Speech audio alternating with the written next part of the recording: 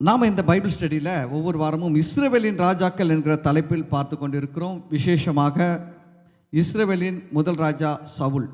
இந்த இஸ்ரவேலின் முதல் ராஜா சவுலை குறித்து கடந்த வாரத்தில் நம்ம பார்க்கும் பொழுது 1 சாமுவேல் 17வது அதிகாரத்தை எடுத்துக்கொள்ளுங்கள். 1 சாமுவேல் 17வது அதிகாரம். இந்த இடத்திலிருந்து தான் நம்ம இஸ்ரவேலின் ராஜாக்களை குறித்து பார்த்து கொண்டிருக்கிறோம். 1 சாமுவேல் 17வது அதிகாரத்தில் போன வாரம் நம்ம பார்த்தது என்னென்னா 32வது வசனம் 33வது வசனம் பார்த்தோம். இதில் பெலிஸ்தியர் கோலியாத், பெலிஸ்தியனாகிய கோலியாத்து கூட யுத்தம் பண்ண தாவீது முன் வருகிறார். ஆனால் தாவீது தைரியமாய் முன் வந்தாலும் இந்த சவுல் அரசன் என்ன சொல்கிறார்? சவுல் ராஜா, இஸ்ரவேலின் முதல் ராஜா, நீ இந்த பெலிஸ்தனோடு எதிர்த்து யுத்தம் பண்ண உன்னால் முடியாது. ஏன் முடியாதுன்னு சொன்னாருன்ட்டு பார்க்கும்போது சவுல் மாம்ச சிந்தனை நிறைந்தவராய் இருந்தார். என்னது? மாம்ச சிந்தனை. மாம்ச சிந்தனையில் நம்மளால் கோலியாத்தை அடிக்க முடியாது. மாம்ச சிந்தனையில் பார்க்கும்போது கோலியாத்தை என்ன பண்ண முடியாது? அடிக்க முடியாது. அடிக்கிறதுக்கும் வாய்ப்பு இல்லை. ஏன்னா கோலியாத் கிட்டத்தட்ட ஒரு 12 அடி உயரம் இருக்கிறாரு. தாவீது 6 அடி இருக்கிறாரு. வெயிட்டு போட்டு பார்த்தோம்னா தாவீது ஒரு 75 கிலோ இருந்தார்னா கோலியாத்து 4 மடங்கு வெயிட், 300 கிலோ வெயிட்டில் இருப்பான். அப்படியே 3 மடங்கு 4 மடங்கு வெயிட்டில் இருப்பார் கோலியாத்து. தாவீது கிட்ட பயிற்சி, யுத்த பயிற்சினா ஒன்றும் இல்லை, 0. ஆனால் கோலியாத்து சின்ன வயசுலேருந்து யுத்த பயிற்சி பெற்றவன். அதனால் மாம்ச பிரகாரம் பார்க்கும்போது என்ன தோணுது? அடிக்க முடியாது, ஜெயிக்க முடியாது. ஆனால் அந்த மாம்ச சிந்தனை பார்த்தீங்கன்னா, எப்பவுமே ஒன்று சொல்கிறேன், நீங்கள் மனசில் தோத்துட்டீங்கன்னா வாழ்க்கையில் தோத்துடுவீங்க. முதல்ல தோல்வி ஒரு மனுஷனுக்கு எங்கே உருவாகும்? மனசில் தோல்வி வந்துடுச்சுன்னா உங்கள் வாழ்க்கையில் தோல்வி வந்துடும்.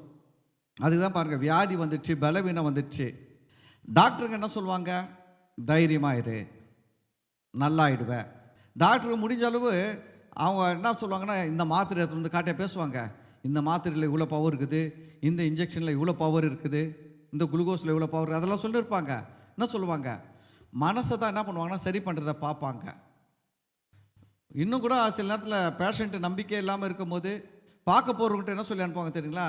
நீங்கள் போய் என்ன பண்ணுங்க, அவங்களுக்கு நம்பிக்கையாக பேசுங்க, அவருக்கு நம்பிக்கை இல்லாமல் இருக்குது அப்படின்னு சொல்லி அனுப்புகிறாங்க. அப்போ மனது தான் ரொம்ப முக்கியமானதாக இருக்குது.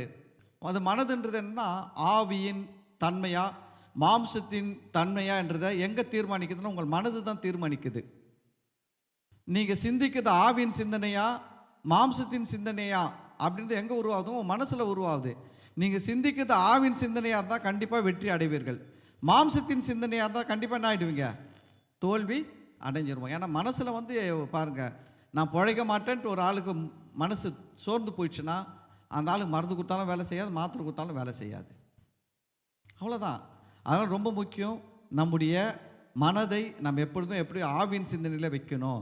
ஆவின் சிந்தனையில் எப்படி வைக்கணும்னா அதுக்கு தான் கடவுளுடைய ஆண்டவருடைய வாக்கு தத்தங்களை நிறைய நம்ம படிக்கணும். சங்கீதம் 91 தினந்தோறும் படிக்கணும். சங்கீதம் 23 தினந்தோறும் படிக்கணும். சங்கீதம் 127, 28, 121 இதெல்லாம் என்ன பண்ணணும்? தினந்தோறும் படிக்கணும். ஏன்னா இதிலெல்லாம் கடவுளுடைய நல்ல வார்த்தைகள், வாக்கு தத்தங்கள் இதில் இருக்குது. இந்த வார்த்தைகள்லாம் நம்மளை என்ன பண்ணணும்னா நம்முடைய மனதை பலப்படுத்தும். அல்லேலூயா. சங்கீதம் 23 பாருங்க, ரொம்ப அழகாக இருக்கும் ஒரு வார்த்தை. நான் மரண இருளின் பள்ளத்தாக்கில் நடந்தாலும் பொல்லாப்புக்கு பயப்படேன், தேவரீர் என்னோடு கூட இருக்கிறீர், உமது கோலும் உமது தடியும் என்னை தேற்றும். பாருங்க, அந்த ஒரு வார்த்தை ஒரு மனுஷனுக்கு எவ்வளோதான் இக்கட்டு சூழ்நிலைகள், பிரச்சனைகள், போராட்டங்கள் வந்தாலும் என்ன பண்ணுதுன்னா அது அவனுக்கு பலன் அளிக்கக்கூடியதாக இருக்குது. அதுதான் முக்கியம். அப்போ மனசில் பலன் வந்தால் தான் நம்ம மற்ற காரியங்களையும் ஜெயிக்க முடியும். சரி, அதனால் மாம்ச சிந்தை சார்ந்து வாழ்ந்தவர் சவுல்.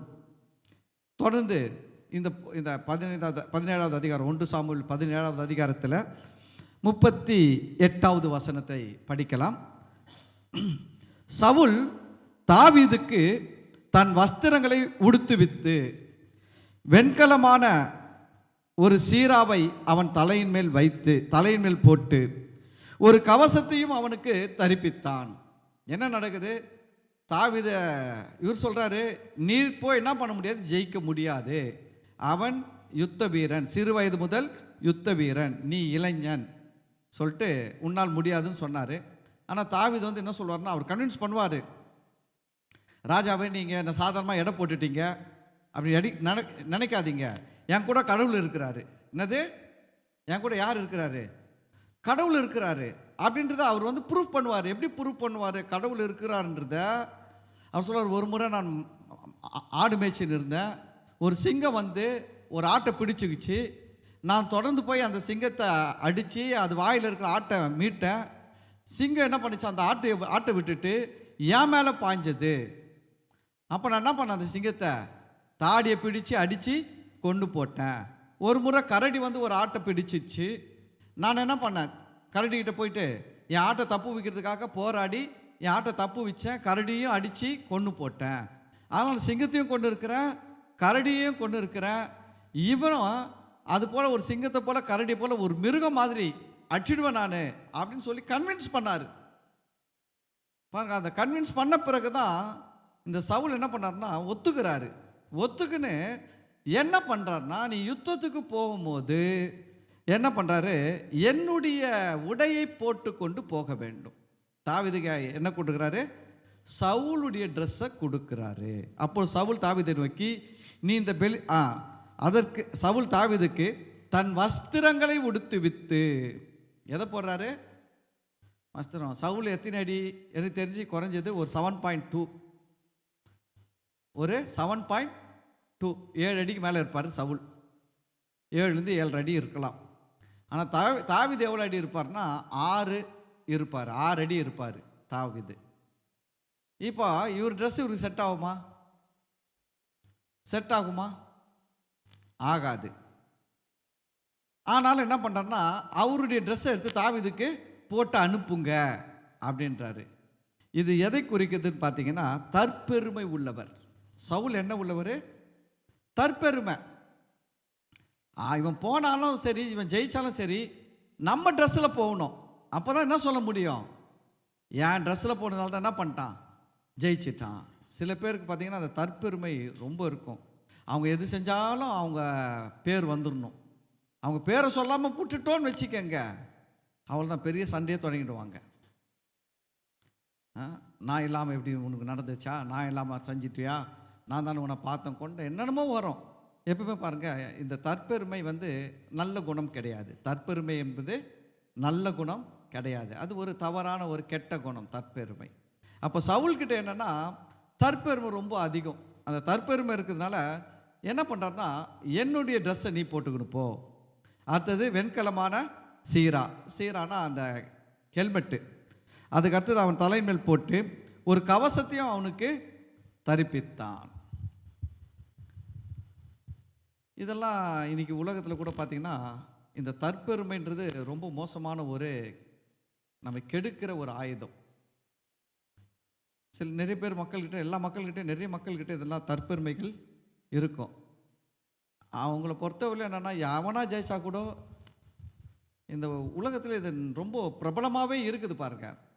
யாருன்னா ஒரு ஆள் ஒரு கேம் நல்லா விளாடுறான், விளாட்ன உடனே அந்த அவன் நல்ல பிளேயர் அச்சீவ் பண்ணிட்டான், சாதிச்சிட்டான்னா உடனே என்ன பண்ண, ஒரு கம்பெனி வந்து அவனுக்கு ஸ்பான்சர் பண்ணிக்கும்.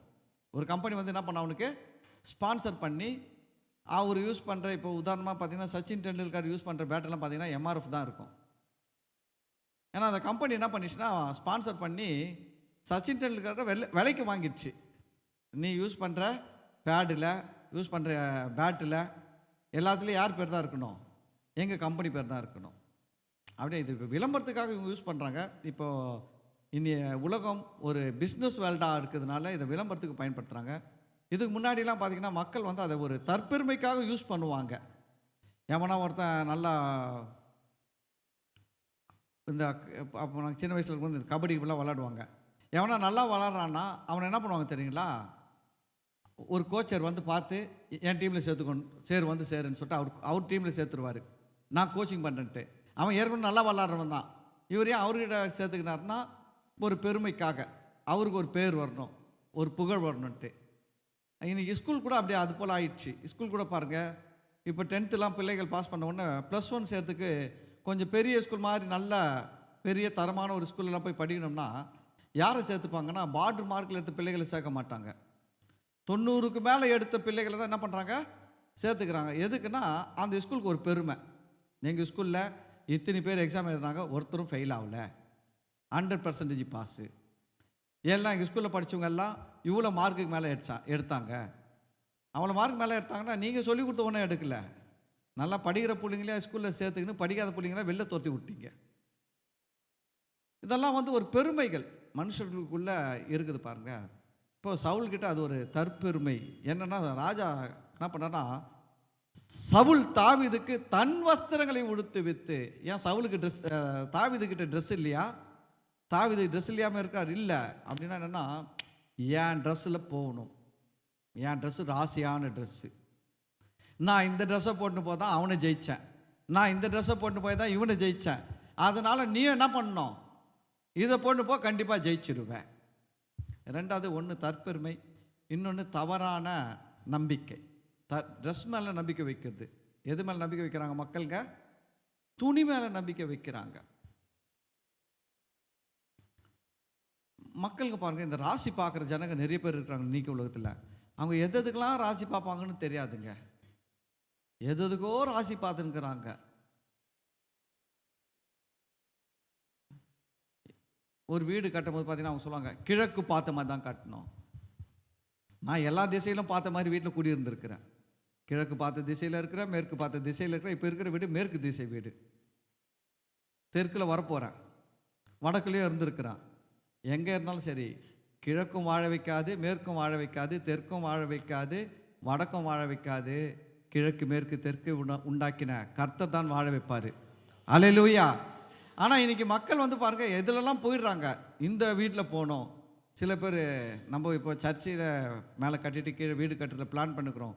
போய் ஆர்கிடெக்சரை பார்க்கும்போது அவர் கேட்குறாரு, வாஸ்து பிளான் போட்டு தட்டுங்களான்னாரு. நான் சொன்னேன், வாஸ்து வேணாம், எதுவும் வேணாம். நான் சொல்லிட்டேன், நான் கிறிஸ்தவன், எனக்கு இதெல்லாம் ஒன்றும் தேவையில்லை. என் இடம் வேஸ்ட் ஆகக்கூடாது. என்னது, என் இடம் வீணாகக்கூடாது. இடத்த நல்லா கரெக்டாக பிளான் போட்டு எனக்கு ஒரு பிரயோஜனமாக இருக்கணும். பாருங்கள், சில பேர் வீடு இடிச்சு கட்டின்னு இருப்பான். இந்த பக்கம் இருக்கிற ஜன்னலை மூடுவான், இந்த பக்கம் திறப்பான். அங்கே இருக்கிற கிச்சனை எடுத்துகிட்டு இங்கே வைப்பான், இங்கே இருக்கிற பாத்ரூம் எடுத்துகிட்டு போய் அங்கே வைப்பான்.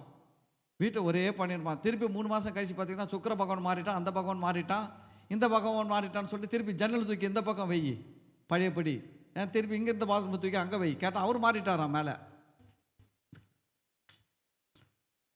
சோத்திரம். நமக்கு அந்த நம்ம ஆண்டவர் மாறவே மாட்டார். வசனம் சொல்றார், அவர் நேற்றும் இன்றும் என்றும் மாறாதவராக இருக்கிறார். அவர் நம்மளை எப்பவுமே ஆசீர்வதிக்கிறவர். நம்ம கிழக்கு பார்த்த வீட்டில் போயிருந்தாலும் நம்மளை ஆசீர்வதிப்பார், மேற்கு பார்த்த வாசலில் வீட்டில் போனாலும் கர்த்தர் ஆசீர்வதிப்பார், வடக்கில் போனாலும் ஆசீர்வதிப்பார், தெற்கில் போனாலும் ஆசீர்வதிப்பார்.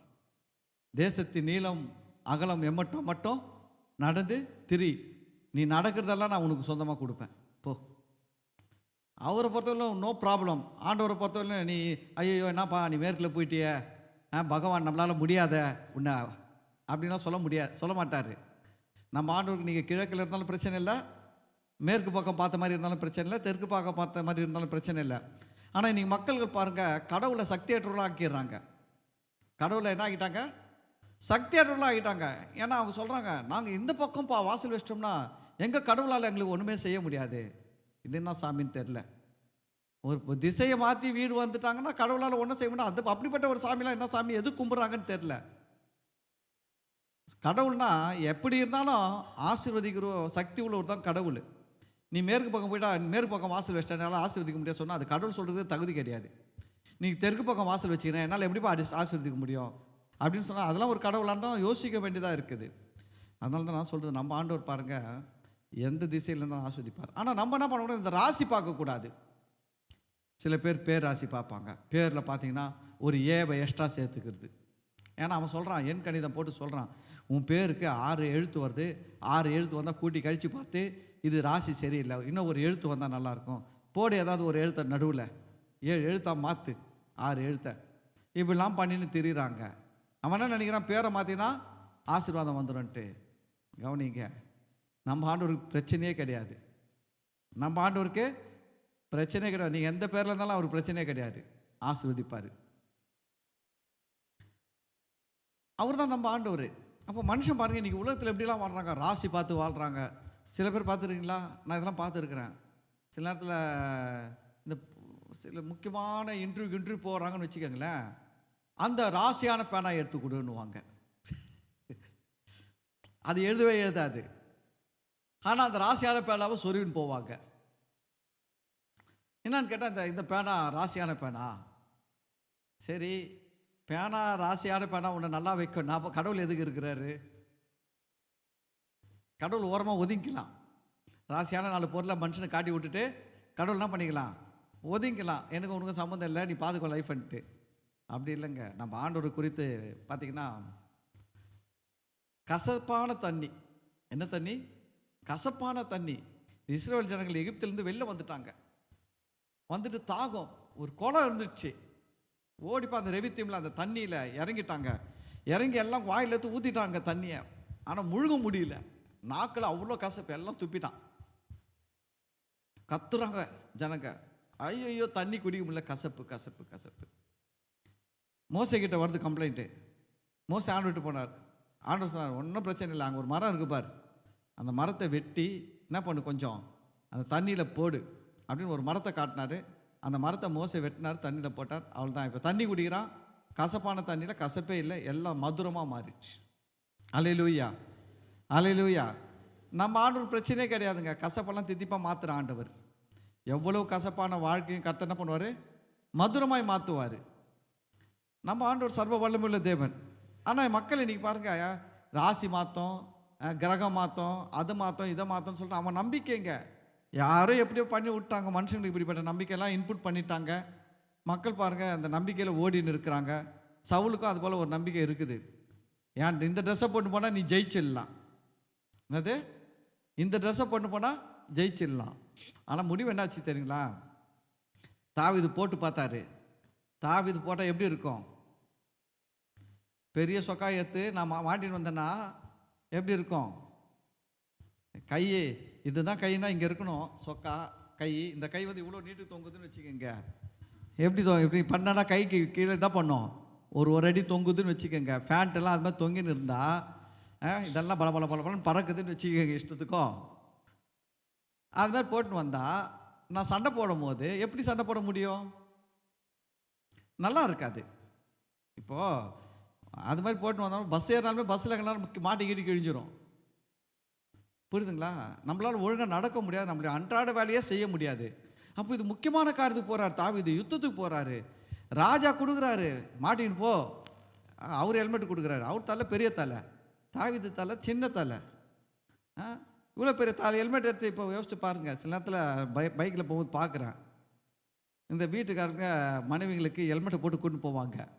இவர் தலைக்கு ஏற்ற ஹெல்மெட்டு வாங்கிடுவார்.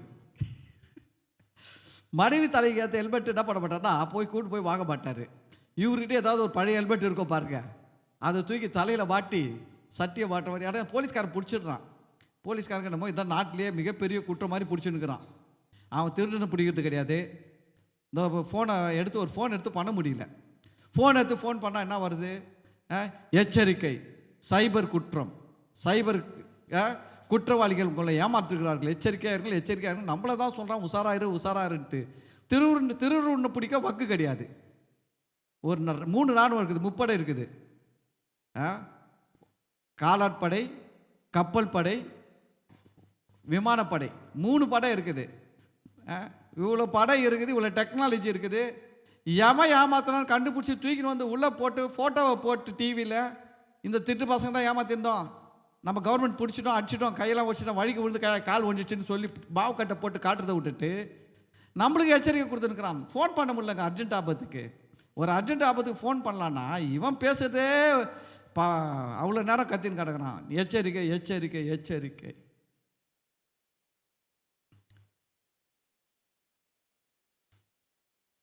அவனை தான் பிடிக்கணும். அவனை பிடிக்க முடியாமல் நம்மளே எச்சரிக்கை நம்மளே எச்சரிக்கை நம்மளே எச்சரிக்கை நம்மளே எச்சரிக்கை. இது என்னன்னா, சவுல் தாவீது கிட்ட சொல்றாரு இந்த ட்ரெஸ்ஸை போட்டுக்கிட்டு போ. ஆனால் தாவீது தெரியுது இந்த ட்ரெஸ் என்ன பண்ணாது, நமக்கு செட் ஆகாது. நல்லா தெரியுது செட் ஆகாது. யுத்தத்துக்கு போகிறோம், கண்டிப்பாக இதை போட்டு போக முடியாது. ஆனால் சொல்கிறது ராஜா. இந்த எதுக்கு சொல்ல வந்தேன்னா பாருங்கள், போலீஸ்காரன் ஏன் இந்த லேடிஸுங்களை பிடிக்கிறாங்க? நான் நாட்டில் இவ்வளோ பெரிய குற்றம்லாம் நடக்குது, இவனை பிடிக்க துப்பு கிடையாது.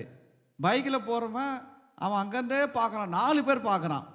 கவர்மெண்ட் இதுக்கு சம்பளம் குத்தி வச்சுருக்குது இவங்களுக்கு.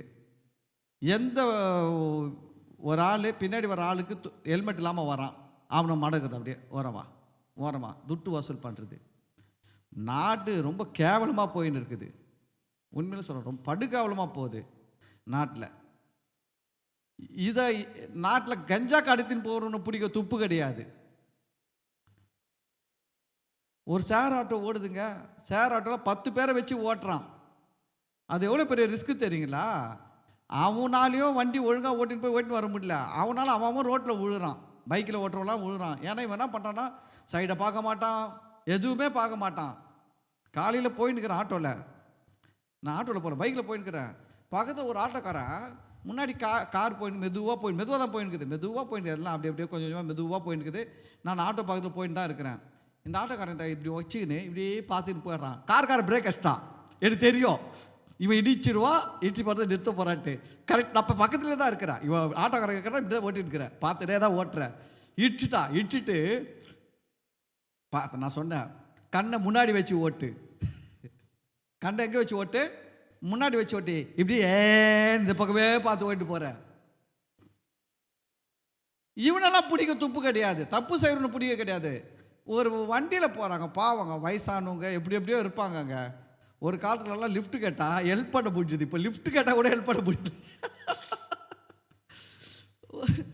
பயமாக இருக்குது. யாருன்னா வந்து கேட்குறாங்க சில இடத்துல, சார் வேலைக்கு போனேன் சார், அந்த மோட சிக்னல் இறக்கி விட்ருங்க சார்ன்றானுங்க.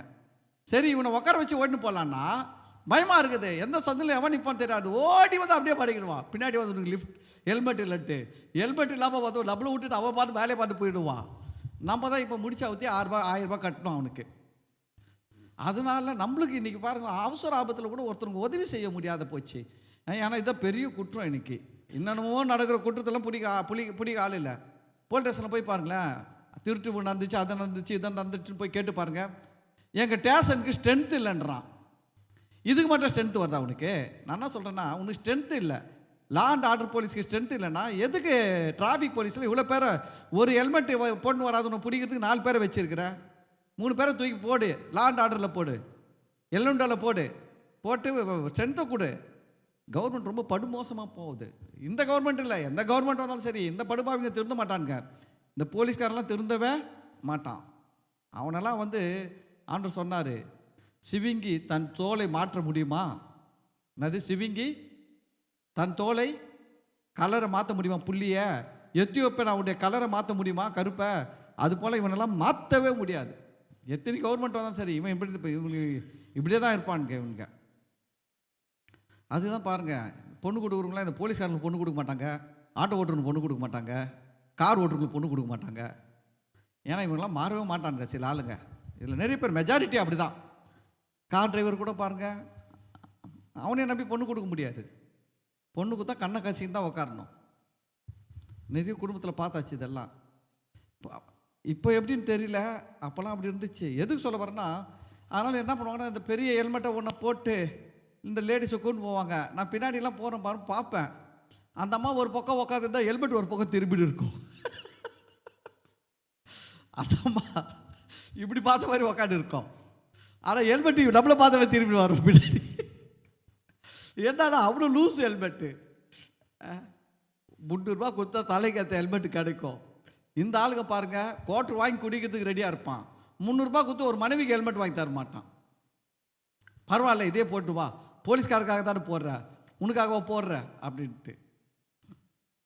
அப்போது இவர் தலை சின்ன தலை, தாவீது தலை, கோலியாத் தலை பெரிய தலை. இவ்வளோ பெரிய ஹெல்மெட் எடுத்து தாவீது போட்டால் தாவீது எப்படி போய் ஃபைட் பண்ணுறது? ஃபைட் பண்ண முடியுமா? இவ்வளோ பேர் தொலை ட்ரெஸ்ஸை போட்டுக்கிட்டு, ஷூ வேறு, அதில் ஷூ காலில் விட்டால் அவர் ஒரு ஸ்டெப்பு இப்படி எடுத்து வச்சா ஷூ வேறு பக்கமாக திரும்பும், கைட்டு வந்தாலும் வந்துடும். தாவீது போட்டு 2 வாக் பண்ணி பார்த்தாரு. வாக் பண்ணி பார்த்தா எதுவுமே செட் ஆகலை. நீட்டாக போட்டார். இந்த அப்பியாசெல்லாம் எனக்கு கிடையாது, கைட்டு வச்சிட்டார் எல்லாத்தையும். என்னது இந்த அப்பியாசங்கள்லாம்? அப்படின்னா என்னென்னா, இந்த பழக்கம்லாம் என்கிட்ட இல்லை. ஷூவை போட்டுக்கின்னு, இந்த தலைச்சிராவை போட்டுக்கின்னு, இந்த மிலிட்ரி யூனிஃபார்மெல்லாம் போட்டுக்கின்னு, இந்த பெல்ட்டெல்லாம் கட்டிக்கின்னு, அதெல்லாம் நம்மளுக்கு செட் ஆகாது, நம்மளை விட்டுருங்க, நம்ம நார்மல் ட்ரெஸ்லேயே போய் அடிச்சுட்டு வரேன் அப்படின்ட்டார். ஆனால் இதெல்லாம் ஏன் போட்டார் அப்படின்னா, சவுல் பெருமை, தற்பெருமை. இவன் போய் ஜெயிச்சானா யார் பேர் வரணும்? என் பேர் வரணும். பாருங்க, நம்ம ஊரில் கோயிலெலாம் இருக்குது, கோயிலுக்கு கதவு வாங்கி கொடுப்பாங்க, இரும்பு கதவு. கதவுல பார்த்தீங்கன்னா இந்த முனையில் தொடங்கி அத்த முனை வரைக்கும் அவன் பேர் இருக்கும். தற்பெருமை. சர்ச்சுக்கு பாருங்க, அதுதான் சொல்லுவார், எங்கள் பாஸ்டர் சொல்லுவார், ஒருத்தர் டியூப் லைட் வாங்கி கொடுத்தானா, அந்த டியூப் லைட்டில் என்ன எழுதி கொடுத்துட்டானா, அவன் பேர் நாசமணி பொன்னையாமா. நாசமணி பொன்னையா. அந்த டியூப் லைட்லாம் அவன் பேர் என்ன பண்ணிட்டுக்கிறான், எழுதி பெருசு பெருசாக எழுதி இது இங்கிலீஷில் கொடுத்துட்டானா. ஓ, நானே சொல்லிட்டேன். அவர் பேர் நேசமணி பொன்னையா. நேசமணி பொன்னையான்றத NESAMANI PONNAIA அப்படின்னு H போட்டு எழுதி கொடுத்துட்டானா. அந்த ஊரில் அந்த சர்ச்சுக்கு ஒரு இங்கிலீஷ்கார் படிக்க வந்தாராம். வந்து மெசேஜ் கொடுத்துருந்தாராம். டியூப் லைட்லாம் பார்த்தா ரொம்ப எழுதி இருக்குது. அவர் அந்த நேசமணி பொன்னையா எப்படி படித்தாரா, NASA நாச, MANI மாணி, PONNAIA போனியா. நேசமணி பொன்னையா எப்படி ஆயிட்டாரு, நாசமானி போனியா ஆயிட்டாராம். அதுபோல் இன்னைக்கு பாருங்க, மக்கள் எல்லாம் தற்பெருமை தான். எது வாங்கி கொடுத்தாலும் பாருங்க, கோயிலுக்கு உண்டி வாங்கி கொடுத்தா கூட சரி, உண்டியில் பேர். இதை விட கொடுமை என்ன தெரியுங்களா, கல்யாணத்துக்கு போவோம், கல்யாணத்தில் கிஃப்ட் எழுதுவாங்க, ஒரு கிளாஸ் தான் எழுதுவாங்க, ஆனால் அந்த கிளாஸில் பார்த்தா குடும்ப பேரே இருக்கும். பரவாயில்ல, அது குடும்ப பேரே இருக்கும். இப்போ நம்மளாம் இப்போ பரவாயில்ல, பணம் எழுதிட்டு வந்துடும். சில பேர் அந்த பணத்திலே பேர் எழுதி கொடுத்துட்டு போகுது. சில நோட்டில் வரும், பார்த்தா அவன் அதில் பணத்தில் பேர் எழுதியிருப்பான். எங்கே போய் முடியும்னு தெரியல. தற்பெருமை. மனுஷனுக்கு பார்த்தீங்கன்னா அது மாதிரி எல்லா விஷயத்திலும் தற்பெருமை நிறைஞ்சு இருக்கிறாங்க. சவுல் தற்பெருமை உள்ளவன். ஆனால் தற்பெருமை நல்லது கிடையாது. ஆமென். தற்பெருமை கூட நல்லது கிடையாது. சரி, அதுக்கு அடுத்தது பார்த்தீங்கன்னா 55வது வசனத்துக்கு போகலாம். 55வது வசனத்தில் அதே அதிகாரத்தில் தான், தாவீது பெலிஸ்தனுக்கு எதிராக புறப்பட்டு போகிறதை சவுல் கண்டபோது அவன் சேனாதிபதியாக அப்னேரை பார்த்து, அப்னேரே, இந்த வாலிபன் யாருடைய மகன் என்று கேட்டான். ஹலோ, என்னது என்னது, இந்த மகன், இந்த வாலிபன் யாருடைய மகன்? நான் கேட்குறேன், ஒரு ஆளை இப்போ தாவீது போறாருங்களே, போய் தோத்தார்னா இந்த இஸ்ரவேல் தேசமே தோத்து போன மாதிரி. தாவீது தோத்துட்டார்னா என்னது, இஸ்ரவேல் தேசமே தோத்து போன மாதிரி. எவ்வளோ அப்போ அந்த போரூர் எவ்வளோ முக்கியமானவர் இல்லை, முக்கியமானவர் தானே. அவ்வளோ முக்கியமானவர் தேர்ந்தெடுக்கும் போது அவர் யார், அவருடைய பேக்ரவுண்டு என்ன, அவன் என்ன பண்ணலன்னா முழுமையாக விசாரிக்கல. என்ன பண்ணல, விசாரிக்காம அனுப்பிட்டார் ஆளை. ஆள் சண்டைக்கு போகும்போது கேட்குறாரு, இந்த அப்னேர்ன்றவன் படைத்தளபதி, சவுலுடைய படைத்தளபதி யார், அப்னேர். அப்னேரை பார்த்து கேட்குறான், அப்னேரே, இந்த வாலிபன் யாருடைய மகன்? கொஞ்ச நேரத்துக்கு முன்னாடி தான் என்ன சொன்னார், என் ட்ரெஸ் எல்லாம் போன்னு சொன்னார். என் ட்ரெஸ் எல்லாம் கொடுங்க அவங்ககிட்ட. என்னது இவர் சொல்ல, என்ன சொன்னார், சொல்கிறார் ஆளுங்கிட்ட, என் ட்ரெஸ்ஸை கொடுங்க. கோலியாத்தை ஜெயிக்க போகிறானாமா, ஒருத்தர் முன் வந்துக்கிறானாமா, சரி அவனுக்கு என்ன பண்ணு, என் ட்ரெஸ்ஸை கொடு, என் ஷூவை கொடு, என் ஹெல்மெட்டை கொடு, எல்லாம் எந்த கொடுன்னு சொன்னார். ஆனால் வந்து பாருங்க, விசாரிக்காதவர். எப்பவுமே பாருங்க, எந்த ஒரு காரியமும் நாம் நல்லா விசாரிக்கணும். ஒன்று. ரெண்டாவது, இந்த இடத்துல நான் சொல்றது விரும்புறது என்னன்னா, ஆஃப் மைண்ட் பெர்சன். என்னது ஆஃப் மைண்டு? பார்த்துருக்கீங்களா? சில பேர் எதையோ யோசிச்சுன்னு இருப்பாங்க, நீங்கள் எதோ சொல்லினே இருப்பீங்க, ஆன்னு இருப்பான். என்ன சொன்னேன்னு சொல்லி கேட்டு பாருங்களேன், இன்னமும் சொன்னல. இதுதான் ஆஃப் மைண்டு. மனசு எங்கேயோ இருக்குது, ஆனால் நம்ம பேசுறது என்ன பண்ணுவாங்க, சில நேரத்தில் ஃபோன்லேயே அதெல்லாம் நடக்கும். ஃபோன்லாம் பாருங்கள், அதுக்கு தான் ஃபோன்லாம் பேசுனா நம்ம கரெக்டாக பேசுனா அவங்க கரெக்டாக கேட்டாங்களான்ட்டு ஒரு முறை ரீவைண்ட் பண்ணி செக் பண்ணிக்கிறது நல்லது.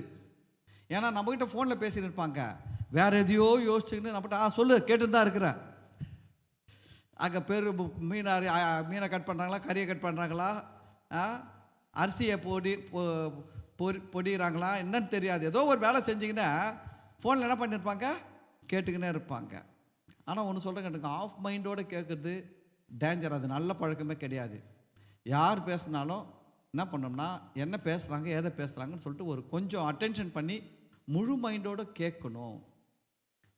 அதுவும் ஒரு ராஜாவாக இருக்கிறவர், நம்மளாம் சாதாரண மக்கள், சாதாரண பிரஜை, நம்மளுக்கு பெரிய நஷ்டம் கிடையாது. ஒரு ஆஃப் மைண்டில் கேட்டு ஏதோ ஒன்று தப்பாக புரிஞ்சுக்கணும், தப்பாக செய்யல, நம்ம தப்பாகவே ஏதோ ஒரு காரியத்தை செய்யறதுக்கு அனுமதிச்சிட்டோன்னு வச்சுக்கோங்களேன், நம்மளுக்கு பெரிய லாஸ்லாம் வராது, ஒரு சின்ன லாஸ் வரும், அவ்வளோதான். ஒரு பாஸ்டர்கிட்ட நான் பேசியிருந்தேன் ஃபோனில். நான் ஒரு பாஸ்டர் பேரை சொன்னேன். அவர் எந்த கவனத்தில் தான் தெரியல, அவர் வேற பாஸ்டர் நினச்சின்னு அவர் பேசியிருக்கிறாரு. நான் இந்த பாஸ்டர் பேரை சொல்லி பேசியிருக்கிறேன், அவர் அந்த பாஸ்டர் நினச்சிட்டு பேசியிருக்கிறாரு என்கிட்ட. ரொம்ப நேரம் கழித்து அவர் சொன்னார், நீங்களும் அவரும் ரொம்ப நண்பர்கள்ல கேட்டார். நான் சொன்னேன், இல்லையே அப்படின்னா. அப்போ அவர் அந்த பாஸ்டர் அவர் நினச்சி இந்த பாஸ்டர் பேர் சொன்னார். நான் சொன்னேன், அந்த பாஸ்டர் பேரையும் சொல்லி இந்த பாஸ்டர் பேர் அப்படியா, சரியா கேட்கல போல. அதான் ஆஃப் மைண்டு. சவுல் பாருங்க, ஆஃப் மைண்ட் ஆள். தாவீது நிற்கிறாரு, இவர் எல்லாம் கேட்குறாரு, உன்னால் முடியாதுன்னு சொன்னார் இல்லை, உன்னால் முடியாது, அவன் யுத்த வீரன் அது இதுன்னு சொன்னார். திரும்ப கொஞ்ச நேரம் கழிச்சு ட்ரெஸ் எல்லாம் போன்னு சொல்லி ட்ரெஸ்ஸை குத்து அனுப்புனார், ஹெல்மெட்டை குத்து அனுப்புனார், ஷூவை குத்து அனுப்புனார், எல்லாம் பண்ணிவிட்டு கடைசியில் அங்கே யுத்தத்துக்கு போய் ஜெயிச்சிட்டாரு. தாவீது என்ன பண்ணுறாரு, ஜெயிச்சிட்டாரு. யுத்தத்துக்கு போய் என்ன பண்ணிட்டாரு, ஜெயிச்சிட்டாரு. ஜெயிச்சுட்டு வர்றபோது இப்போ ராஜா பார்த்து கேட்குறாரு, சவுல் பார்த்து கேட்குறாரு, தாவீது பெலிஸ்தருக்கு எதிர்க்காக புறப்பட்டு போகிறாரு. போகும்போதே கேட்குறாரு, சவுல் கண்ட போது அவன் சேனாதிபதி அப்னேரை பார்த்து, அப்னேரே, இந்த வாலிபன் யாருடைய மகன் என்று கேட்டான். இது எப்படி இருக்குது தெரியுங்களா?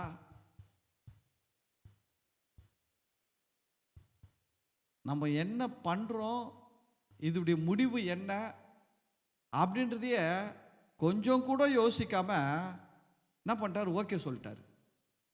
இப்போ சப்போஸ் இந்த இடத்துல தாவீது இருந்தார், கர்த்தருடைய துணையில் ஜெயிச்சிட்டாரு, வேற எவனா போய் தோத்துந்தானா என்ன ஆயிருக்கும்?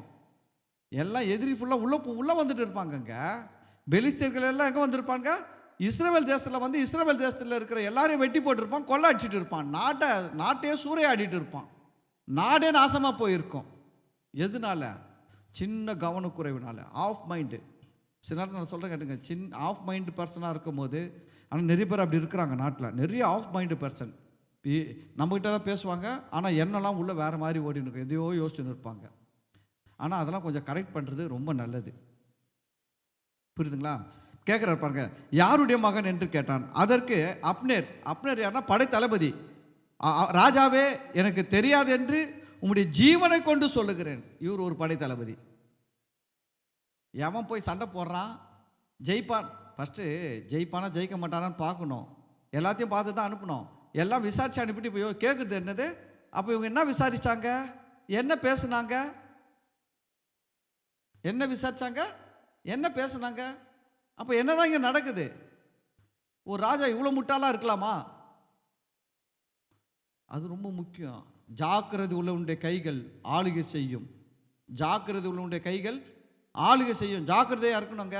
வேலை செய்கிற இடத்துல ஜாக்கிரதையாக இருக்கணும், பிஸ்னஸ் பண்ணுறதுல ஜாக்கிரதையாக இருக்கணும், குடும்பம் நடத்துறதுல ஜாக்கிரதையாக இருக்கணும். புரியுதுங்களா? எல்லா விதத்துலையும் நம்ம ஜாக்கிரதையாக இருக்கணும். உங்களை பார்த்து பயங்கர உஷார் பார்ட்டின்னு சொன்னால் நான் சொல்கிறேன், நீங்கள் குட் பர்சன். சில பேர் சொல்லுவாங்க, பார்த்துட்டுங்களா, அது பயங்கர உஷார், அதுக்கிட்ட ஒன்றும் பண்ண முடியாதுடுவாங்க. நான் சொல்கிறேன், நீங்கள் வெரி குட் ஆள். அப்படி தான் இருக்கணும் லைஃப்பில். இந்த ராஜா மாதிரி முட்டாள்தனமாலாம் இருக்கக்கூடாது. யாரை அனுப்பணும், யார் சண்டை போட போகிறான், அவன் பேர் என்ன, அவங்க குடும்பம் என்ன, அவன் பேக்ரவுண்ட் என்ன, ஒன்றுமே தெரியாமல் அனுப்பிட்டு இப்போ என்ன கேட்குறது, அப்னேரே, அந்த வாலிபன் யாருடைய மகன்? உடனே அப்னேர் சொல்கிறார், ஐயா உன் மேலே சத்தியமாக எனக்கு தெரியாது அவன் யாருன்ட்டு.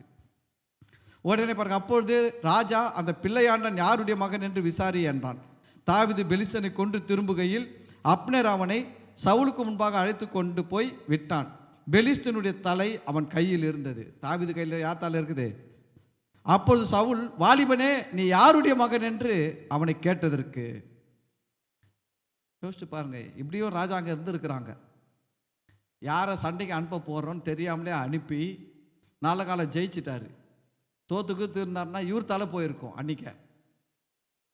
எவ்வளோ கேர்லெஸ்ஸுங்க. இந்த கேர்லெஸ்ஸுக்கு காரணம் என்னன்னா ஆஃப் மைண்ட். நம்மக்கிட்ட பேசுகிறவங்க, தாவீது பேசியிருக்காரு. ஏற்கனவே சவுல்கிட்ட பேசினாரா? பேசியிருக்கிறாரு. சவுல்கிட்ட பேசும்போது தானே சவுல் தானே சொன்னார், நீ அவனோடு யுத்தம் பண்ண முடியாது, நீ இளைஞன், அவன் சிறு வயது முதல் யுத்த வீரன் சொன்னார். அப்போ எந்த மைண்டில் சொன்னார் இவர்? எப்படி சொல்கிறாரு? அப்புறம் என்ன பண்ணுறாரு? என் ட்ரெஸ் எல்லாம் போன்னு சொன்னார். அப்போலாம் எங்கே போச்சு? அப்படின்னா என்னென்னா, என்ன தன்னை சுற்றி என்ன நடக்குதுன்னு ஒரு நிதானம் இல்லாமல் இருக்கிறாரு. எப்படி இருக்கிறாரு? ஒரு நிதானம் இல்லாமல். உண்மையில் வந்து அந்த டைம் அப்படி தான். அது என்னென்னா டென்ஷனான டைம். அது வந்து கோலியாத் வந்து எப்போ அந்த யுத்தம் பண்ணுற இடத்துலலாம் பார்த்தீங்கன்னா சவுண்டு எப்படி இருக்கும்? ஒரே பரபரப்பாக இருப்போம். ஆனால் அந்த டைமில் ரொம்ப சொல்கிறேன் கேட்டுங்க, வசனம் சொல்லுது, ஆபத்து காலத்தில் நீ சோர்ந்து போவாயானால் உன் பலன் குறுகினது. நம்மளுடைய பிரச்சனையான நேரத்தில் தான் நம்ம ரொம்ப நிதானமாக இருக்கணும். தெரியுங்களா? நான் சொல்கிறேன் கேளுங்கள, கொசுவை பேட்டில் அடிக்கிறீங்க, ஒரு கொசு உங்கள் எதிர்க்க ஓடுதுன்னு வச்சிங்களேன், டென்ஷனாக நீங்கள் பேட் எடுத்து அடிக்க பார்ப்போம், அடிக்கவே முடியாது அந்த கொசுவை. அது பக்கத்தில் தான் பறந்துன்னு இருக்கும், உங்களால் அடிக்கவே முடியாது. டென்ஷன் இல்லை. மைண்டை ஃப்ரீயாக வச்சு நிதானமாக எடுத்து தட்டி பாருங்கள், கரெக்டாக தட்டலாம் அவரை. காலி. அவர் எப்படி இப்படி இப்படிலாம் எஸ் போட்டு பார்த்தா கூட நம்ம தட்டிடலாம் ஈஸியாக, நிதானமாக இருந்தால். ஆனால் டென்ஷனாக இருந்தால் அவர் நேராக பார்த்தா கூட உங்களால் தட்ட முடியாது. காரணம் என்ன தெரியுங்களா? மைண்ட் ரொம்ப முக்கியம், நிதானம் ரொம்ப முக்கியம். எப்பவுமே சொல்கிறேன் கேட்டுங்க, பிரச்சனையான நேரத்தில் நிதானமாக யோசிப்பது தான் உங்களுக்கு பெரிய யூஸ்ஃபுல்லாக இருக்கும் வாழ்க்கையில்.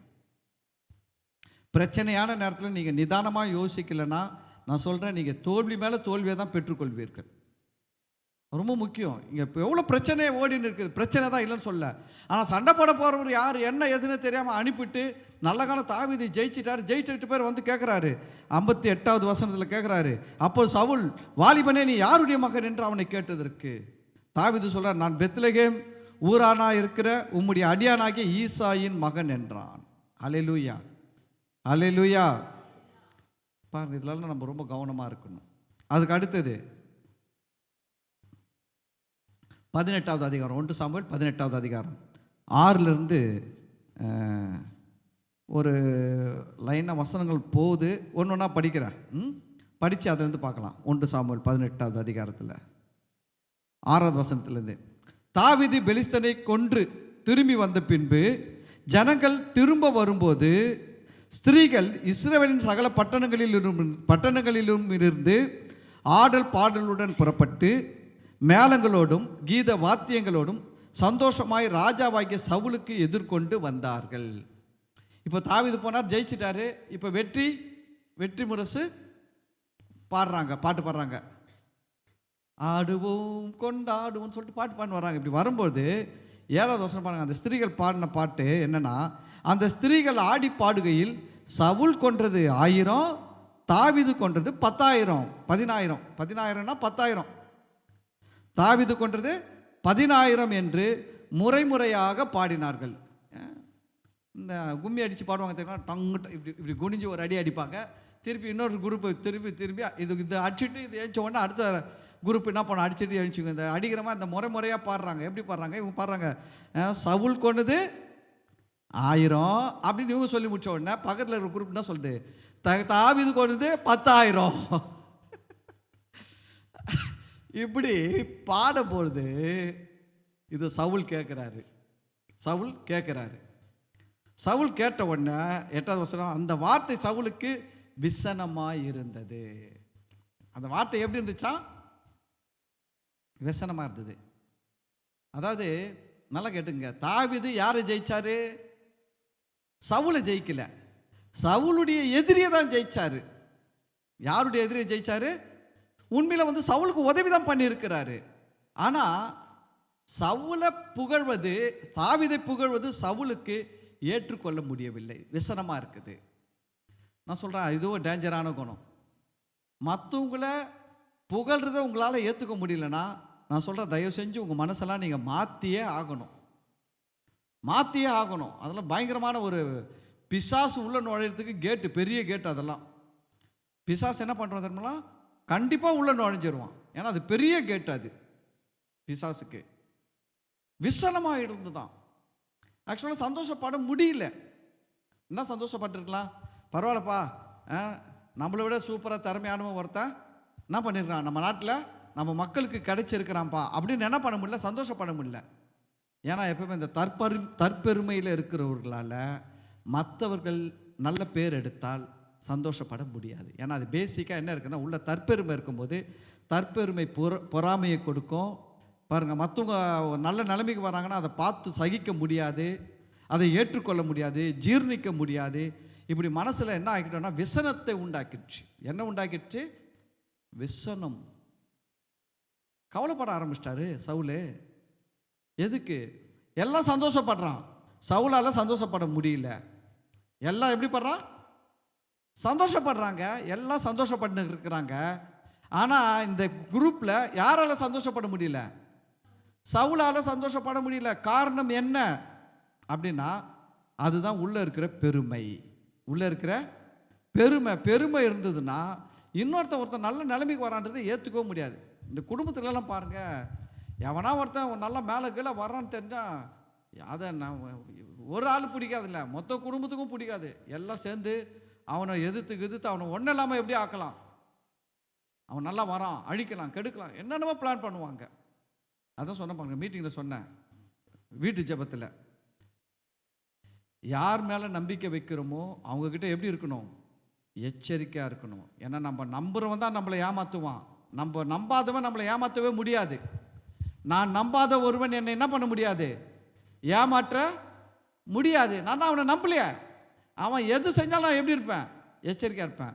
ஆனால் நான் யாரை நம்புகிறேனோ அவனால் என்னை என்ன பண்ண முடியும்? எளிதாக ஏமாற்றி விட முடியும். நம்ம நம்புறவங்க எல்லாருமே கெட்டவங்க கிடையாது, அதே சமயம் நம்ம நம்புகிற எல்லாருமே நல்லவனும் கிடையாது. நம்ம நம்புகிற எல்லாருமே கெட்டவனும் கிடையாது, நம்ம நம்புகிற எல்லாருமே நல்லவனும் கிடையாது. நாம தான் எச்சரிக்கையாக இருக்கணும். புரியுதுங்களா? நாம தான் எச்சரிக்கையாக இருக்கணும். எவ்வளோ தூரம் யாரை நம்பணுமோ அவ்வளோ தூரம் தான் அவளை நான் நம்பணும். ஒரு எல்லைக்கு மேலெல்லாம் இவனால் நம்பக்கூடாதுன்னா அவனை கிட்டே வச்சுக்கக்கூடாது. அவ்வளோதான், நம்ம லைஃப் அப்படி தான் போய் அவனை வேறு வழி கிடையாது. அதுவும் இன்னைய உலகத்தில் நான் எல்லாரும் என்ன ஒரு வெள்ளந்தி பாஸ்டர்னு வாங்க, இப்போ உனக்கு சீக்கிரமாக கருப்பு அங்கி மாட்டி விட்ருவாங்க. நீ வெள்ளந்தியாக தானே இருக்கிற, உனக்கு அங்கி கருப்பு அங்கி கொடுத்துருவாங்க, துக்கத்தின் அங்கி.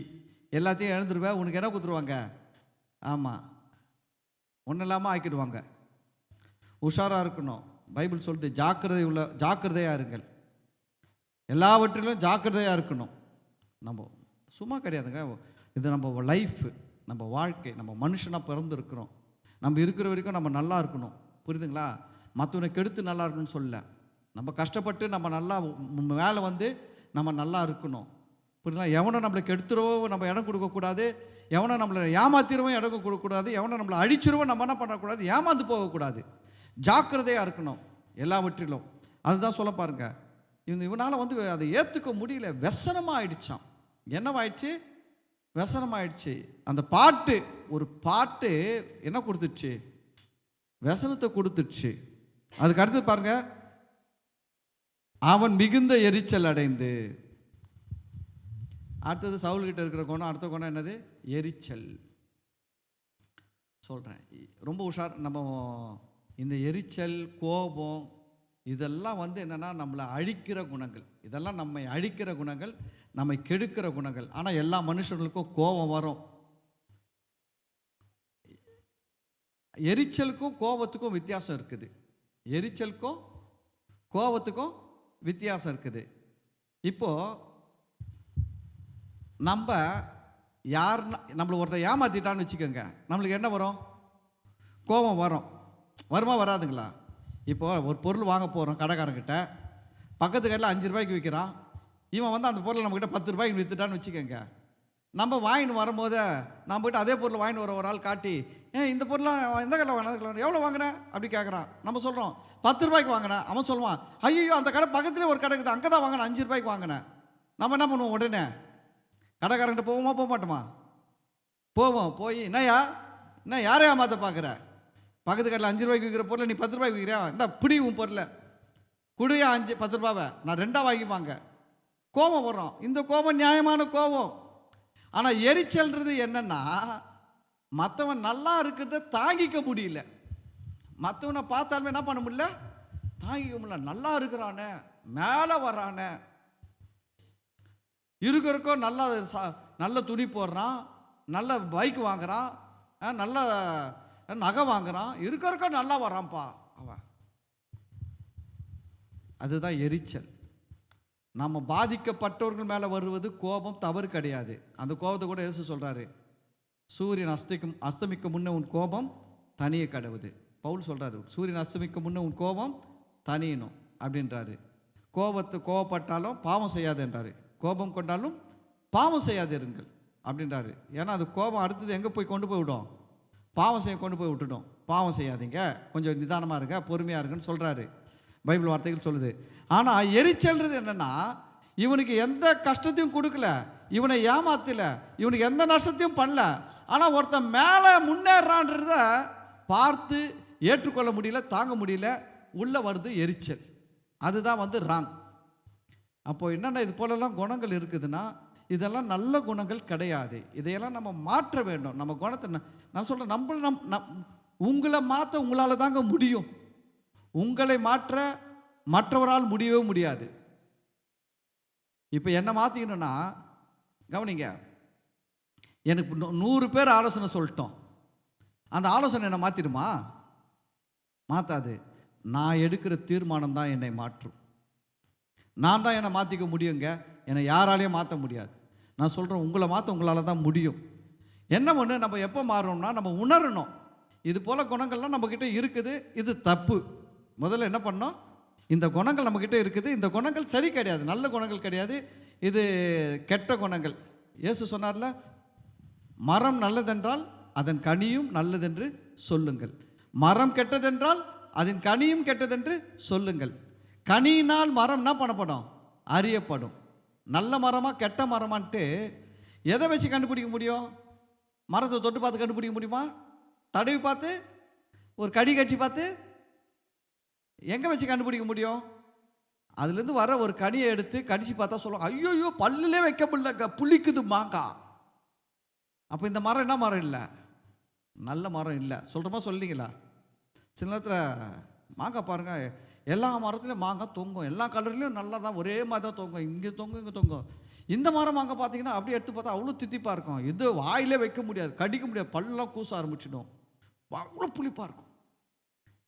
அதுதாங்க இது. என்னென்னா, நம்முடைய குணம் என்பது என்னென்னா, நம்முடைய கனி, நம்முடைய குணம்தான். நாம் மரம் மாதிரி இருக்கிறோம், நம்முடைய குணங்கள் தான் நம்முடைய கனிகளாக இருக்கிறது. நம்முடைய குணத்தை வைத்து தான் நம்மை தீர்மானிப்பாங்க, இவன் நல்லவன் இவன் கெட்டவன் அப்படின்னு. எதை வச்சு தீர்மானிப்பாங்க? நம்முடைய குணத்தை வச்சு தான் தீர்மானிப்பாங்க. அப்போ நம்முடைய குணம் எப்படி இருக்கணும்னா, நல்ல குணங்களாக இருக்கணும். அப்போ நல்ல குணங்கள் இல்லைன்னா மரத்தால் அதோடைய கனியை மாற்ற முடியாது, ஆனால் நம்மால் நம்முடைய மனதை மாற்ற முடியும். மரத்தால் என்ன பண்ண முடியாது? கசப்பான பழத்தை கொடுக்குற மரத்தால் என்ன பண்ண முடியாது? தித்திப்பா மாற்ற முடியாது. ஆனால் நம்மளை கடவுள் அப்படி வைக்கல, நம்ம மனசை நம்மளால் மாற்ற முடியும், நம்முடைய கேரக்டர்ஸை நம்மளால் மாற்ற முடியும், நம்முடைய குணாதிசயங்களை நம்மளால் மாற்ற முடியும், கண்டிப்பாக முடியும். நம்ம என்னன்னா ஒரு சின்ன முயற்சி எடுக்கணும், முதல்ல உணரணும், இந்த குணம்லாம் என்கிட்ட இருக்குது, இதெல்லாம் நல்ல குணம் கிடையாது, இந்த குணங்கள்லாம் என்னை விட்டு நீங்கணும் அப்படின்னு நீங்கள் உணரணும். புரியுதுங்களா? உணர்வடைஞ்சாதான் நம்ம மாறுவோம். உணராமல் அந்த இயேசு வந்து இந்த ஊமை சொல்வார், மார்க் 4வது அதிகாரத்தில் சொல்லுவார், விதைக்க புறப்பட்டான், ஒருவன் விதைக்க புறப்பட்டான். அவன் போகும்போது வழி அருகே சில விதைகள் விழுந்தது. அந்த வழி அருகே விழுந்த விதையை ஆகாயத்து பறவைகள் வந்து என்ன பண்ணிச்சான்? எடுத்துடுச்சான். அப்போ இயேசு என்ன சொல்வார்னா, ஒருவன் வசனத்தை கேட்டு உணராதிருக்கும் போது என்ன பண்ணாமல் இருக்கிறான்? உணராமல் இருக்கிறான். வசனம் வருது, வசனம் வந்து காதில் விழுது, உள்ளே போய் வேலை செய்யுது, ஆனால் என்ன பண்ண மாட்டேன்றான்னா, உணர்வடைய மாட்டேன்றான். அப்போ அவன் உணராது இருக்கும் பொழுது அந்த வசனத்தை பிசாசு எடுத்து போட்டுட்டான். அதுபோல தான் நம்ம உணர்வுங்க, முதல்ல உணர்வடையணும், அப்போ தான் நம்மளால் மாற முடியும். நாம் உணராமல் நம்மளால் என்ன பண்ண முடியாது? மாறவே முடியாது. அப்போ மெயினான விஷயம் என்னென்னா, இதெல்லாம் எதுக்கு பார்க்குறோம்னா, கேரக்டர் ஸ்டடி. சவுல் ராஜாவுடைய கேரக்டர் ஸ்டடியில் பார்க்குறோம். சவுலுக்கு விசனமாக இருந்துச்சு, மற்றவன் முன்னேறான், நல்லா வரான், அவனுக்கு பெயர் புகழ் கிடைச்சா இவனால் தாங்கிக்க முடியல, விசனமாக இருக்குது. அதுக்கு அடுத்தது எரிச்சல் வந்தது. எரிச்சல் அடைந்து பாருங்க, இப்போ என்ன பேச ஆரம்பிச்சிடறாரு, தாவீதுக்கு 10,000 எனக்கும் 1000 கொடுத்தார்கள், இன்னும் ராஜாங்கம் மாத்திரம் அவனுக்கு குறைவாக இருக்கிறது என்று சொல்லி என்ன சொல்றாரு? இப்போ எங்கே போயிட்டாரு? தாவீது வந்து ராஜாவாயிரன்னா சொன்னார்? இல்லை, தாவீது நான் ராஜாவாகிறேன்னு சொல்லலைங்க, தெரியுங்களா? ஆனால் தாவீது வந்து கோலியாத்தை ஜெயிச்சார், அவ்வளோதான். நான் ராஜாவாகிறேன்னு சொல்ல. தாவீதுக்கு கவுனிங்க சொல்கிறாங்க, இந்த கோலியாத்தை அடிச்சா ராஜா சர்வ மானியம் கொடுப்பாரு, பொண்ணை கொடுப்பாரு, அவன் குடும்பத்தை உயர்த்தி வைப்பான்னு பல காரியங்கள் சொல்கிறாங்க. தாவீது அது கிடைச்சாலுமே பெரிய விஷயம் நினச்சாரு, அது கிடைச்சாலுமே பெரிய விஷயம் நினச்சார். ராஜான்றதை கற்பனையே பண்ணி பார்க்கல. ஆனால் இவன் பாருங்க, व्यसனம் வந்தது, எரிச்சல் வந்தது. அடுத்தது இப்போ எப்படி பார்க்க ஆரம்பிச்சிட்டான்னா, தனக்கு போட்டியாளனாக பார்க்க ஆரம்பிச்சிட்டான், எதிரியாக பார்க்க ஆரம்பிச்சிட்டான். புரியுதுங்களா? இப்போ எப்படி பார்க்க ஆரம்பிச்சிட்டான்னா, சவுல் தாவீதை எதிரியாக பார்க்க ஆரம்பிச்சிட்டார். இப்போ என்ன சொல்றாரு அவரு? தாவீதுக்கு 10,000 கொடுத்தாங்க, இன்னும் கிரீடம் தான் கொடுக்கல அவருக்கு அப்படின்னு சொல்லிட்டு. அடுத்த வாரம் பார்க்கலாம், இன்னும் சில வாசனங்கள் இருக்குது. அப்போது நம்ம இந்த நாளில் தெரிந்து கொள்ள வேண்டிய காரியம், ஆஃப் மைண்டு பர்சனாக இருக்கக்கூடாது. நம்ம யார்கிட்ட பேசினாலும், நம்மக்கிட்ட யார் பேசினாலும் என்ன பேசுகிறாங்கன்றது கொஞ்சம் நிதானமாக தெளிவாக என்ன பண்ணோம், கேட்டு பழக கற்றுக்கொள்ள வேண்டும். ஒன்று. அதுக்கு அடுத்தது, தாவீது தற்பெருமை உள்ளவராய் இல்லை. சவுல் வந்து தற்பெருமை உள்ளவர், தன்னுடைய வஸ்திரத்தை என்ன பண்ணுறாரு, போட்டுக்கணும் போன்னு சொன்னார். தற்பெருமை உள்ளவர்களாக இருக்கக்கூடாது. அதுக்கு அடுத்தது, இவர் தான் ஜெயிக்க முடியல, ஆனால் இவருக்கு பெரிய வெற்றியை தேடி கொடுத்தவருக்கு மற்றவர்களுக்கு வருகிற பெயர் புகழை உங்களால் சந்தோஷமாக ஏற்றுக்கொள்ள முடியல, व्यसனமாக இருக்குதுன்னா ராங். அது வந்து சவுல்கிட்ட व्यसனமாக இருந்தது. அந்த व्यसனமாக இருந்தது பின்னாடி எரிச்சலாகிடுச்சு, அப்புறம் அதுவே பகையாயிடுச்சுங்க. எரிச்சலாகி என்னவாயிடுச்சு, அடுத்தது பகையாகவே மாறிடுச்சு. பின்னாடி அடுத்த வாரத்தில் படிக்கும்போது பாருங்கள், அந்த பகையினால் அவர் என்னென்னலாம் பண்ணியிருக்கிறான்ட்டு லைனாக வரும். அப்போது நம்ம வாழ்க்கையில் இப்போ குணங்கள் நமக்கு வரும்பொழுது நம்ம என்ன பண்ணோம், அந்த குணங்களெல்லாம் சொல்லணும் இயேசுவின் நாமத்தினால. அப்பால போ. ஆனால் ஒன்று சொல்கிறீங்களா, ஆண்டவர் தான் சொன்னார், நீ உன்னை நேசிப்பது போல் பிறனையும் நேசி. நீங்கள் நேசிக்க ஆரம்பிச்சிட்டிங்கன்னா இந்த குணங்கள்லாம் உங்களை விட்டு ஓடி போயிடும். அதுதான் நான் என்ன சொல்கிறேன்னா, ஒருத்தர் ஜெயிச்சிட்டான்னு வச்சுக்கிங்களேன், பாராட்ட கற்றுக்கங்க. போய் கைப்பிடிச்சி என்ன பண்ணுங்க, பாராட்டி பாருங்க. நான் சொல்கிறேன், இந்த குணங்கள்லாம் உங்களை விட்டு ஓடி போயிடும்.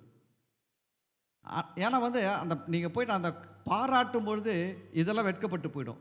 ஆனால் இதுக்கெல்லாம் நம்ம இடம் கொடுத்தோம்னா நம்மளால் என்ன பண்ண முடியாது, பாராட்டவே முடியாது. பெரிய பாட்டு பாடிடுச்சு, பெரிய டான்ஸ் ஆடிடுச்சு, பெரிய வசனம் சொல்லிடுச்சு, இது யார் தான் செய்ய மாட்டாங்க அப்படின்னா நான் சொல்கிறேன், நீங்கள் சவுலை போல் இருக்கிறீங்க. நான் சொல்கிறேன் பாருங்கள், வசனம் சொல்லுது, சவுல் நாளுக்கு நாள் பலவீனப்பட்டு போனான், தாவீது நாளுக்கு நாள் பலன் அடைந்தான். காரணம் என்னென்னா, சவுல்கிட்ட இருந்த இந்த குணங்கள்லாம் இவனை கீழே கொண்டு போயிடுச்சு. லைஃப்பில் எங்கே கொண்டு போயிடுச்சு, ரொம்ப கீழே கொண்டு போயிடுச்சுங்க, ரொம்ப லோ லெவலில் எடுத்துன்னு போயிடுச்சு. தேவனுடைய பார்வையிலலாம் அவன் ரொம்ப விரோதத்தை சம்பாதிச்சிட்டான், தேவனை வெறுக்க ஆரம்பிச்சிட்டார் சவுலை. அந்த அளவுக்கு மாறி போச்சு குணங்கள். இப்போ நான் என்ன சொல்கிறேன்னா, இதெல்லாம் நம்மளுக்கு ஒரு பாடங்கள். நான் சொல்கிறேன், யார் வெற்றி பெற்றாலும் பாராட்ட கற்றுக்கொள்ளுங்க. யாருன்னா வந்து உங்ககிட்ட வந்து நீ சரியாகவே பண்ணலன்னு சொன்னாங்க அப்படின்னா நம்ம என்ன சொல்லணும், ஆமாம் எனக்கு இன்னும் பயிற்சி தேவை, எனக்கு இன்னும் என்ன தேவை, பயிற்சி தேவைன்னு சொல்லணும். யாருன்னா வந்து உன்னை விட அவங்க சூப்பராக பண்ணாங்க அப்படின்னா என்ன சொல்லணும், கர்த்தர் உங்களுக்கு கொடுத்த கிருபை, இன்னும் நல்லா பண்ணணும், கர்த்தர் அவங்கள ஆசீர்வதிக்கணும் அப்படின்னு சொல்லி பழகிடுங்க. நான் சொல்கிறேன், இந்த கெட்ட குணத்தெல்லாம் நம்ம ஜெயிச்சிடலாம், ஓவர்டேக் பண்ணிடலாம். ஆனால் அதுக்கு நீங்கள் இடம் கொடுத்துட்டிங்கன்னா அது இன்னும் அது அவங்கள ஒன்றும் பண்ணாது. இப்போ பாருங்க, விசனம் தாவீது கிட்ட இருக்குதா, சவுல் கிட்ட இருக்குதா? சவுல் கிட்ட இருக்குது. இப்போ பாதிப்பு சவுலுக்கா தாவீதுக்கா? சவுலுக்கு தான். தாவீது எப்படிங்கிறாரு, ஜெயிச்ச சந்தோஷத்தில் வீட்டுக்கு போய் பிரியாணி சாப்பிட்டுக்கிறாரு. அங்கே நிம்மதி இல்லாமல் இங்கே இருக்கிறது யாரு? அதுதான் முக்கியம். நம்மக்கிட்ட இருக்கிற கெட்ட குணங்கள் நம்மை அழித்து விடும், நம்மை கெடுத்து விடும், நம்ம சமாதானத்தை அழிச்சிடும். நம்ம அதுக்கு இடம் கொடுக்கக்கூடாது. கெட்ட குணங்கள் நம்மக்கிட்ட இருந்தால் இருக்கலாம், மனுஷனாக இருக்கிறோம். இருக்கலாம், இருக்கக்கூடாதுன்னு சொல்ல மாட்டேன், இருக்கவும் கூடாதுன்னு சொல்ல மாட்டேன், இருக்க முடியாது இருக்கக்கூடாது சொல்ல மாட்டேன், இருக்கலாம். ஆனால் அதை சரி பண்ணுறதுக்கு நம்மக்கிட்ட கர்த்தருடைய பலன் இருக்குது. என்ன உணரணும், இது சரி கிடையாது, இந்த குணம், இந்த பழக்க வழக்கம் சரி கிடையாது, இதை நான் மாற்றிக்கொள்ளணும். நீங்கள் உணருங்க. ஃபஸ்ட்டு உணர்ந்தால் நிச்சயமாக கடவுள் உதவி செய்வார். கேளுங்க. சில நேரத்தில் நம்மளால் சிலரை மன்னிக்க முடியாது, சிலரை ஏற்றுக்க முடியாது. அந்த நேரத்தில் ஆண்டவர்கிட்ட போய் கேளுங்க, ஆண்டவரே எனக்கு உதவி செய்யுங்க. கண்டிப்பாக அவர் உதவி செய்வார். ஆமென். அல்லேலூயா. கர்த்தர் ஆசீர்வதிப்பார். நம்ம எல்லாரும் எழுந்து நிற்போம். ஸ்தோத்திரம் ஆண்டவரே. இந்த நாளிலும் கூட இந்த பைபிள் ஸ்டடியில் ஆண்டவரே, நாங்கள் சவுலை குறித்து பார்க்கும்பொழுது சவுல் தற்பெருமை உள்ளவராய் இருந்தார். ஆண்டவரே, சவுல் ஆஃப் மைண்ட் பர்சன். யார் தங்கக்கிட்ட தன்னிடம் பேசுகிறார்கள், என்ன பேசுகிறார்கள், அதை பற்றிலாம் ரொம்ப ஒரு தெளிவில்லாமல் நிதானம் இல்லாமல் இருந்தார்.